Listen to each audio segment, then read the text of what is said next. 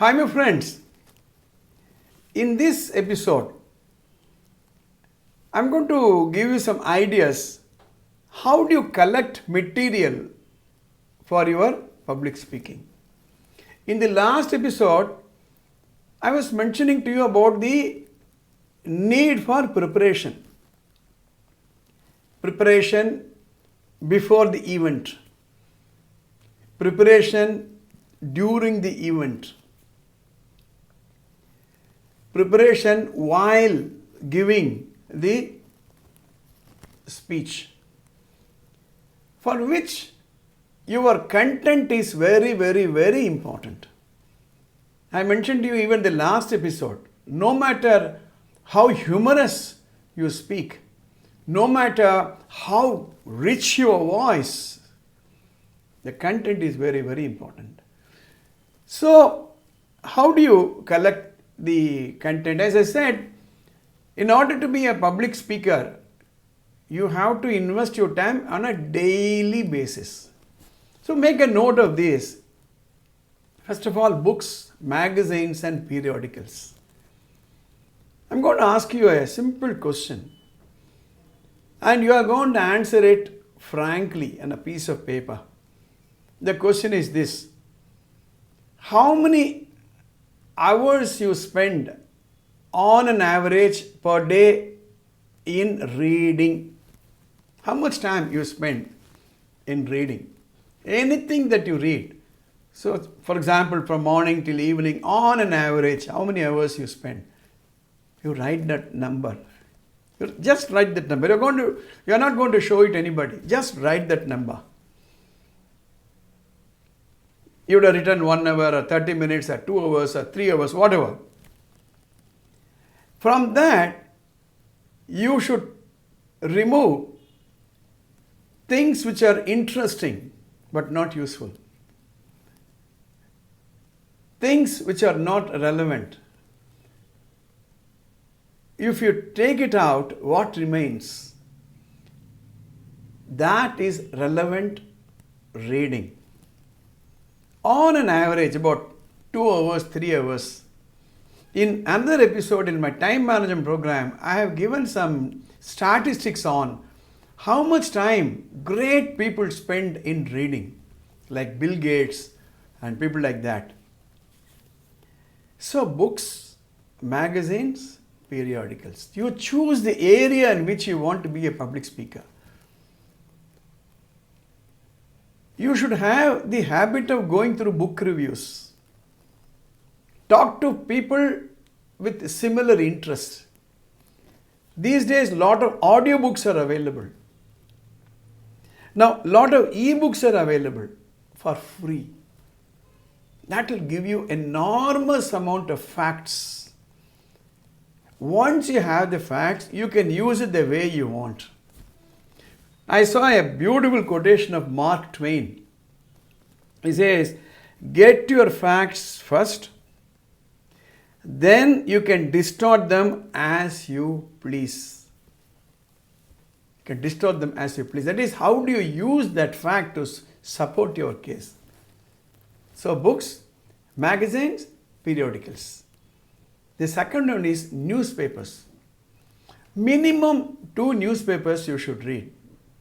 1 commercial, 1 daily newspaper. And while reading newspaper, mark it. If necessary, take a photo of the page, or you can cut it and maybe you can file it. You may refer it, you may require it sometime later.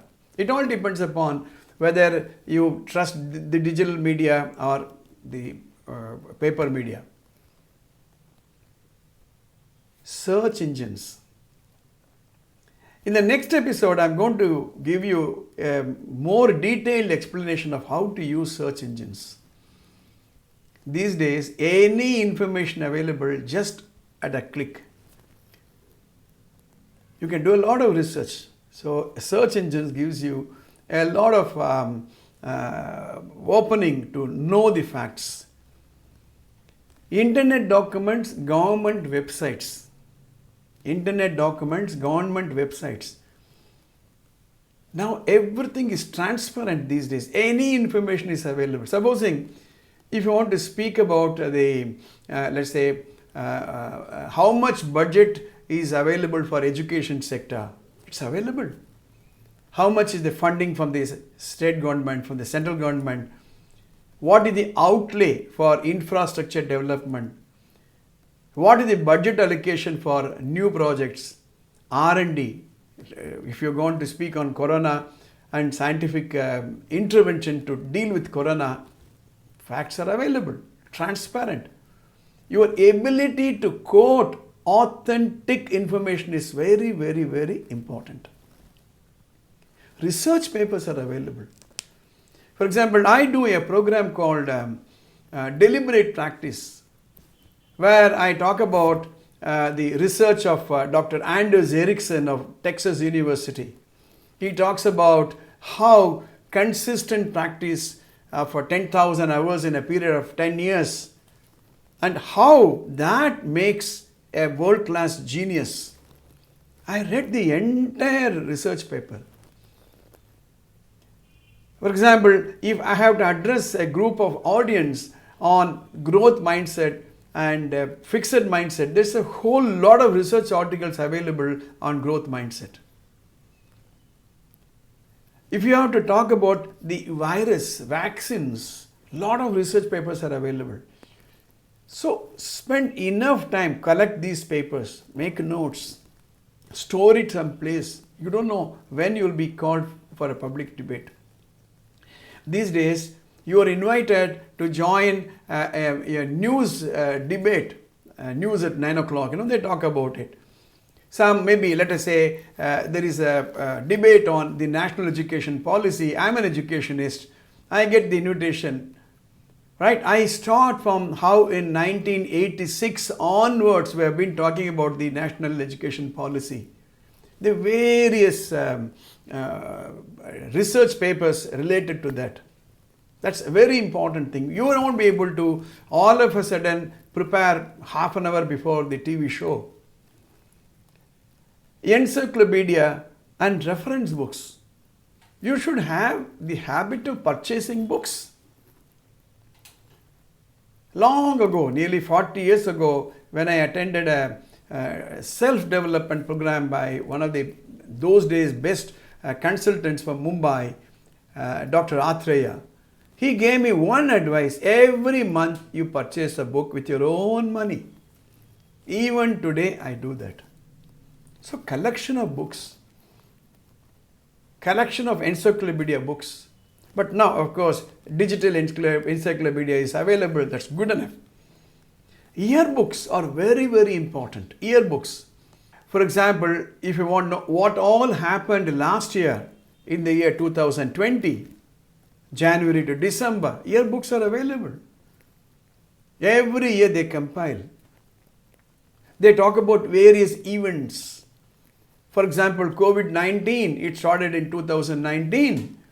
By now, the yearbook should be available. The various events that took place all over the world, elections, for example,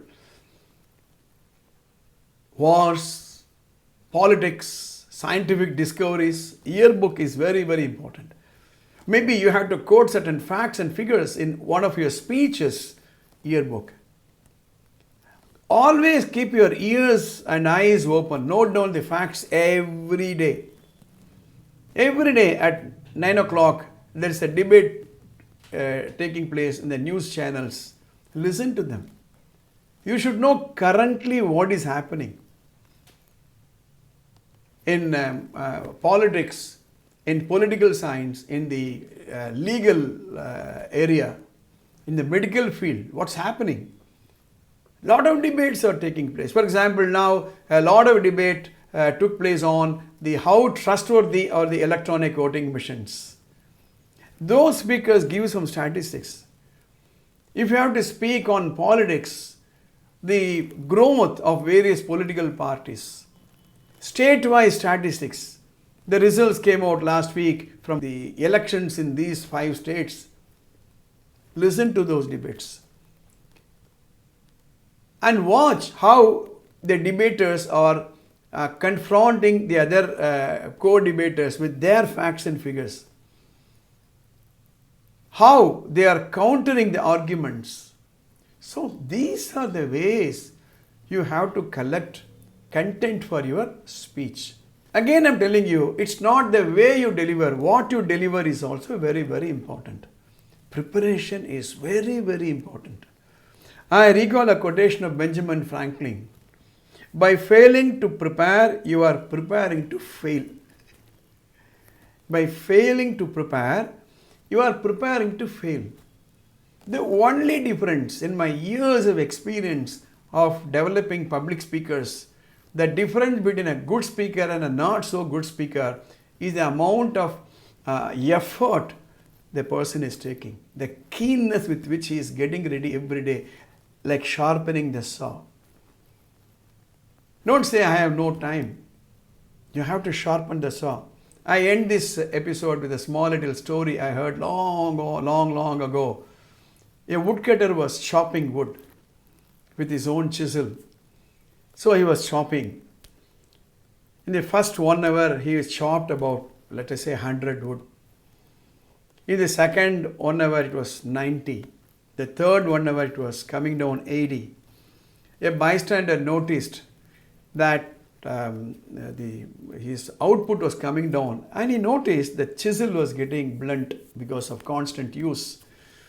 So he stopped that woodcutter and said, why don't you sharpen the saw, sharpen the chisel? For which the woodcutter said, sir, where is the time, sir? I have to cut this wood.